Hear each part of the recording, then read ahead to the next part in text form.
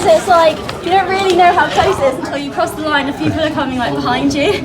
So I looked up at the end and saw how close it was, but I think that's what makes racing fun. When it's so close you can't call it before the race starts, and it's fun to be a part of those races. I mean, talk us through kind of tactically how the race felt for you. Well, I just wanted to forget about the pace and just relax and run the race. So I wanted to be calm the first couple of laps. It was pretty messy. I'm not sure if that came through, but there was a lot of pushing and shoving and finding positions. So I just tried to keep really cool. And then I knew if I was there with like 150 to go, I'd be able to kick hard for home.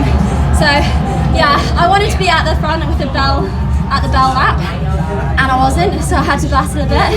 But yeah, no, I'm happy with the race. I mean, what's going through your mind in that literally the last 100, the last 50, as you're still in the mix and you're not like 100% getting the win yet? Yeah, I think it's kind of fun because you know you're gaining on people, so you're like, and the crowd's getting louder and louder, so you know it's going to be close.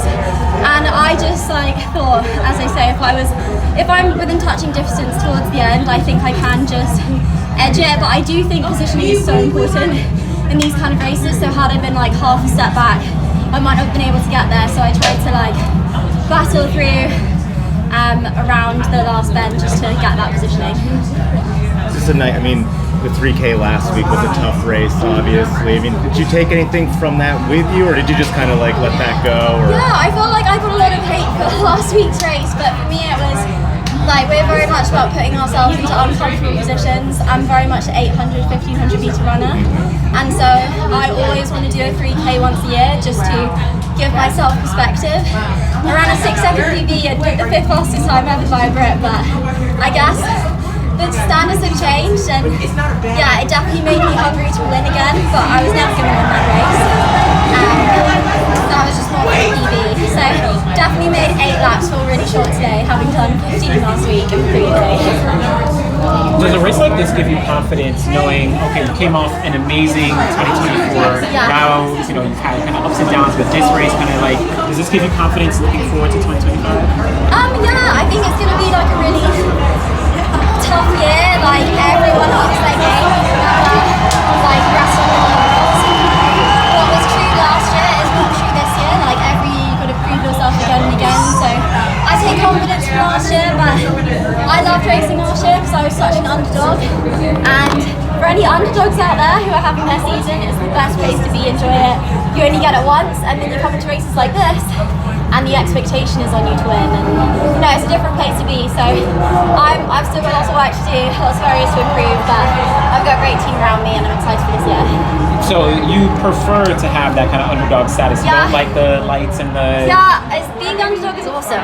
Like, it is so good. Like, you can just be in the shape of your life, but no one's giving you any pressure. Like, whatever you do is a benefit. Like, in Paris last year in the Olympic final, I was not nervous at all. I was just like, if I fall flat on my face and run 5 minutes, it will be a breakthrough that I've even made it here. Whereas now I have my internal British champs in a few weeks. I'll be more nervous for that than I was for the Olympic final, because now the expectation is to win. So yeah, I loved last year, but it's all about evolving as an athlete mentally and physically. And so that's my challenge for this year. Do you think you could be a favorite and also have that underdog mentality? Maybe. Maybe when everyone's so good, because